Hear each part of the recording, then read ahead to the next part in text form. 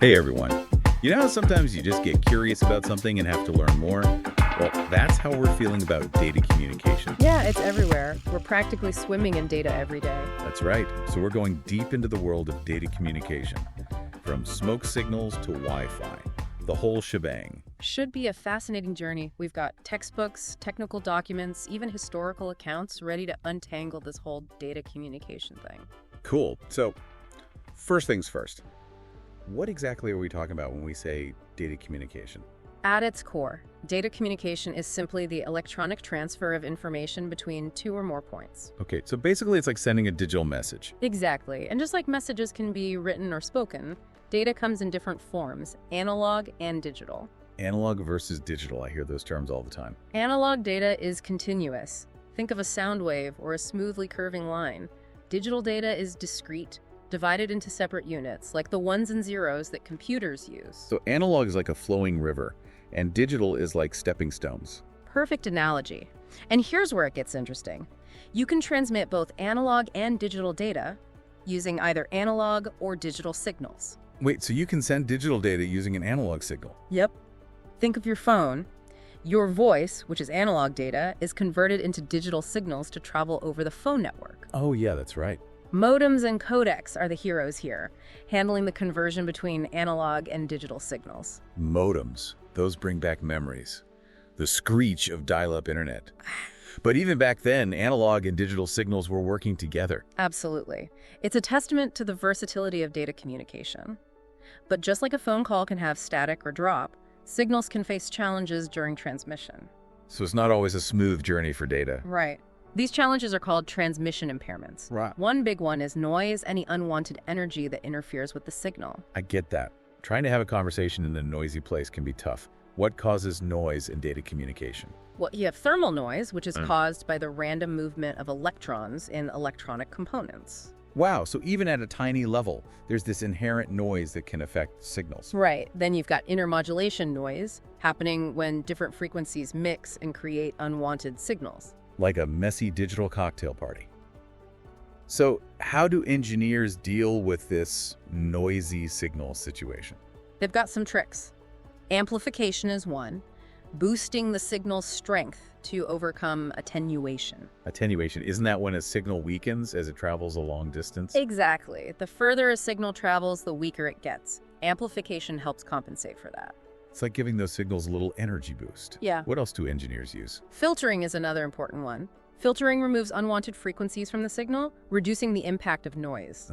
So like a noise-canceling system for data. You got it. And then there are error correction codes. Error correction codes. These are clever. They add extra bits of information to the signal, which lets the receiver detect and correct errors that happen during transmission. So it's like having a backup copy of the message just in case parts get messed up. Exactly. Error correction codes provide redundancy, so the message arrives intact, even if some bits get lost or corrupted along the way.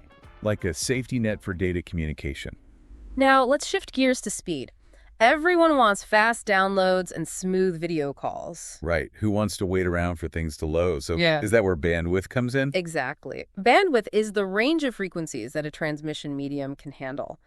Think of a highway. The wider the highway, the more cars can travel at the same time. So more bandwidth equals more data can flow at once. Right. And there's this fascinating formula, the Shannon formula, that helps us understand the theoretical limit of how much data you can actually squeeze through a channel. It all depends on the bandwidth and the signal-to-noise ratio. Hold on, there's a speed limit for data even with lots of bandwidth. Yeah. The Shannon formula basically says that even if you had infinite bandwidth, there's a limit to the data rate if that signal-to-noise ratio is low. So even with amazing technology, there are limits to how much information we can send. That's wild. But let's say we have a good signal and plenty of bandwidth. How do we actually get the data onto those signals? Great question. That's where signal encoding techniques come in. These techniques translate digital data into signals that can be transmitted. One of the basic ones is amplitude shift keying, or ASK. Amplitude shift keying. So how does ASK work? Well, with ASK, we represent the ones and zeros of digital data by changing the amplitude of the signal. Think of it like a flashlight, bright beam for a 1, dim beam for a 0. So it's like sending Morse code with a flashlight. You could think of it that way. Another technique is frequency shift keying, or FSK. We use different frequencies to represent different data values, like tuning a radio. Got it. So ASK is like changing the brightness of a light, and FSK is like changing the station on a radio. Exactly. Then there's phase shift key, or PSK. PSK shifts the phase of a carrier signal to encode the data. Imagine you're dancing with a partner and shift your steps slightly to create different patterns. Wow, so data can dance. You could say that. And then we have quadrature phase shift keying, or QPSK. QPSK is like PSK but more advanced, using 4 different phase shifts to transmit 2 bits per signal element. QPSK. It sounds like a high-tech dance move. So all these ways to encode data onto signals, but what about wireless transmission? That's where it gets really futuristic sounding. It is pretty cool. Wireless communication sends data through the air without any physical wires. Okay, but how do those signals actually travel through the air? Don't they just disappear? They travel as electromagnetic waves. Those are disturbances that move through space at the speed of light. So like light and radio waves. Right. These waves can carry information over long distances without any physical connection, and they can travel in different ways. Not always a straight line from sender to receiver. Not always. You've got ground propagation where audio waves follow the Earth's surface. So the signals are hugging the Earth. Exactly. Then there's sky propagation, where signals bounce off the ionosphere. This layer of the Earth's atmosphere reflects radio waves, allowing for long-distance communication. So it's like bouncing a signal off a giant mirror in the sky. That's a great way to visualize it. And for high-frequency signals, we have line-of-sight propagation. The signal travels in a straight line, requiring a clear path between the transmitter and receiver. This is how satellite communication and microwave links work. So line-of-sight propagation is like shining a laser beam. It needs a direct path to reach its target. Exactly. It's amazing how those signals find their way, bouncing and reflecting until they reach their destination. But this freedom also creates challenges. Like obstacles and interference getting in the way. Exactly. A big challenge is multipath interference, where a signal takes multiple paths to reach the receiver. Oh, so it's like a giant echo chamber for signals. A good way to think about it. Luckily, engineers have things like spread spectrum modulation to combat this. Spread spectrum modulation, what's that? It spreads the signal out over a wider frequency band, making it more resistant to interference. Imagine taking a conversation and splitting it into multiple whispers, each carrying part of the message. So it's like a secret code for data. Makes it harder for interference to disrupt the entire message. Pretty clever. So all this talk about wireless transmission makes me think of Wi-Fi. Wireless local area networks, or WLANs, they're essential these days. Absolutely. Wi-Fi has changed the way we connect to the internet. It all relies on the IEEE 8012.11 standard. 8012.11. That sounds complex. What exactly is it? It's the set of standards that define how Wi-Fi networks operate. Frequencies used, protocols for data transmission, the whole 9 yards. So it's like the rule book for Wi-Fi. Exactly. It makes sure all devices can communicate smoothly. 8012.11 tackles the unique challenges of wireless environments, ensuring that data transmission is reliable and efficient. Like what kind of challenges? Well, one of the key challenges is media access control, or MNA. In a wired network, each device has its own connection. But in a wireless network, multiple devices are all sharing the same radio channel. So it's like a room full of people trying to talk at the same time. Exactly. Without some rules, it would be total chaos. That's where the MAC protocols in 8012.11 come in. So they act like a traffic cop for Wi-Fi. Right. A common MAC protocol used in Wi-Fi is Carrier Sense Multiple Access with Collision Avoidance, or CSMA-CA. CSMA-CA. Okay, break that down for me. Sure. With CSMA-CA, before transmitting, a device listens to the channel. If it's clear, the device sends a ready-to-send signal. It's like politely asking, can I speak now? Right. If no other device transmits during a short waiting period, then the device can send its data. But if 2 devices try to send their ready-to-send signals simultaneously... Oh no, a digital traffic jam. Exactly. That's where collision avoidance comes in. The devices wait for a random amount of time before trying again. That's a smart way to prevent a data pileup. So 8012.11 makes sure Wi-Fi devices play fair. What about security, though? I mean, aren't these signals traveling through the air where anyone could snoop? Good point. Security has always been a top priority for 8012.11. Older versions of the standard used WEP, or Wired Equivalent Privacy, it turned out to have some weaknesses. So WEP was like a flimsy lock, better than nothing, but not exactly Fort Knox. Good analogy. Thankfully, now we have stronger security protocols like Wi-Fi Protected Access 2 or WPA2. WPA2 uses advanced encryption to scramble the data, making it much harder for unauthorized people to understand. WPA2 sounds much more secure. So my data is basically traveling in a secret code. You got it. WPA2 provides a strong layer of protection. So we've gone from the basics of data communication to the details of Wi-Fi. It's amazing how much tech goes into something we use every day. You're right, and we've only just scratched the surface of data communication. I can't wait to learn more. You're right, there's a whole galaxy of other wireless technologies out there, each with its own unique purpose and using those airwaves in different ways to send data. It's wild to think how many wireless signals are all around us right now. Yeah. What are some of the other big ones besides Wi-Fi? Well, Bluetooth is almost as common as Wi-Fi these days. Bluetooth, yeah. That's how I connect my headphones to my phone, right? Exactly. Bluetooth is designed for that short-range communication. Usually within about 30 feet, it's perfect for connecting headphones, keyboards, smartwatches, all those gadgets to phones, laptops, even cars. So it's like a personal network, just for me and my devices. That's a great way to put it. And because it uses this thing called frequency hopping spread spectrum technology, Bluetooth is pretty good at avoiding interference. Wait, frequency hopping, does that mean it's constantly switching frequencies? Yep. Like a super fast game of musical chairs for signals. It makes it harder for interference to mess things up. That is really clever. So Bluetooth is all about that short range, low power stuff. But what about when we need to track physical objects like packages or even, I don't know, pets? Now you're talking about RFID, radio frequency identification. It's a cool technology used in a lot of different ways. RFID, I think I've seen those tags on things in stores. Are those the same thing? Yep, those little tags. Each tag has a tiny microchip inside that stores a unique identifier, like a digital fingerprint for that specific item. So it's like each thing gets its own ID card. You got it. And the really cool part is RFID tags don't have to be scanned directly like a barcode. An RFID reader can pick up those signals wirelessly from a distance. It doesn't even matter if they're in a box or behind other stuff. Sounds super helpful for stores keeping track of their inventory. No more scanning every single thing. Right. RFID is changing how warehouses, supply chains, even libraries manage their stuff. I was just thinking about those microchips people put in their pets. Are those a kind of RFID too? You're right, they are. Those pet microchips are passive RFID tags. They don't have their own power source. But when a scanner is nearby, it activates the tag. So if a pet gets lost, a vet can scan them and find their owner's info? Exactly. It's a lifesaver for pets and their people. So RFID is everywhere, tracking packages, helping find lost pets, making businesses run smoother. It's pretty amazing. And the applications keep growing as the technology gets better. They're even using RFID in hospitals now to keep track of patients and equipment. I can see how that would be helpful. Okay, so we talked about Wi-Fi, Bluetooth, and RFID. But what about those cellular networks that connect our phones? Yes, cellular networks. They're the backbone of our mobile world. We can stay connected almost anywhere thanks to them. I gotta be honest, cellular networks have always seemed a bit like magic to me. How do they connect so many people across such huge distances without everything getting mixed up? Well, it's a combination of clever engineering and smart design.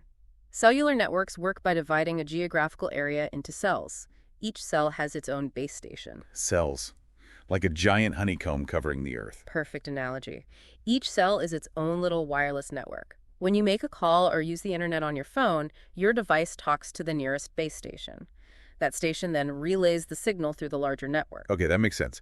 But how do they keep calls and data from different cells from interfering with each other? That's where frequency reuse comes in. The same frequencies can be used in different cells as long as those cells are far enough apart so their signals don't overlap. So it's like they're playing a giant game of wireless Tetris with all those signals, making sure they all fit without crashing into each other. Exactly. Frequency reuse allows those cellular networks to make the most of the radio spectrum, which is a limited resource. It's mind-boggling how they organize all those frequencies. Each cell is like its own little frequency kingdom. A good way to think about it. And within each cell, multiple users can share the same frequencies using different multiple access schemes. Multiple access schemes. What are those? There are a few different types, but they all aim to let multiple users share the same frequency band without interfering with each other. Time division multiple access, or TDMA, is a common one. With TDMA, users take turns transmitting data in very short time slots. So they're all sharing the same swing, but they each get a turn. You got it. Everyone gets a fair share of the bandwidth. Okay, that makes sense. So cellular networks are all about dividing space and time to keep everything running smoothly. Exactly. And all this complex signaling has gotten even more sophisticated as cellular technology has evolved. From the first generation analog systems, we've come a long way to the 4G LTE and 5G networks we have now. It's incredible to think about how much cellular technology has changed. I remember when cell phones were the size of bricks. I remember those days too. And every new generation brings faster data speeds, more capacity, and a whole range of services we couldn't even imagine before.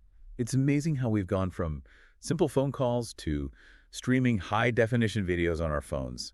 And it's all thanks to those cellular networks. And as we move forward, we can expect even more exciting advances. Those cellular networks are going to be at the heart of it all, connecting us in ways we haven't even dreamed of yet.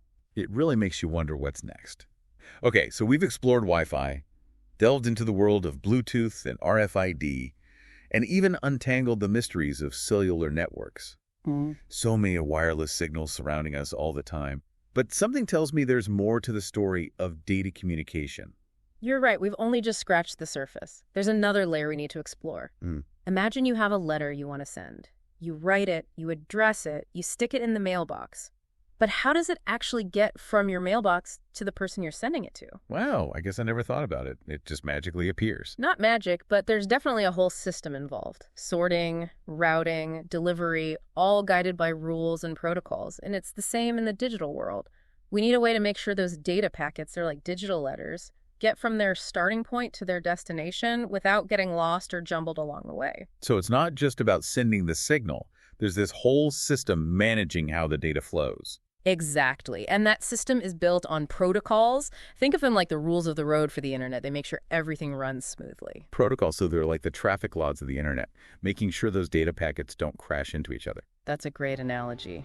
Protocols tell us everything, how those data packets are formatted, how they're addressed, even how to fix errors if they happen. So they're like a universal language that all devices on the internet can understand. Exactly. And one of the most important sets of protocols in the history of data communication is the TCP/IP suite. TCP/IP, that rings a bell. Isn't that what the internet uses? You got it. TCP/IP stands for Transmission Control Protocol/Internet Protocol, and it's the foundation of the internet. It's the reason billions of devices all over the world can communicate with each other.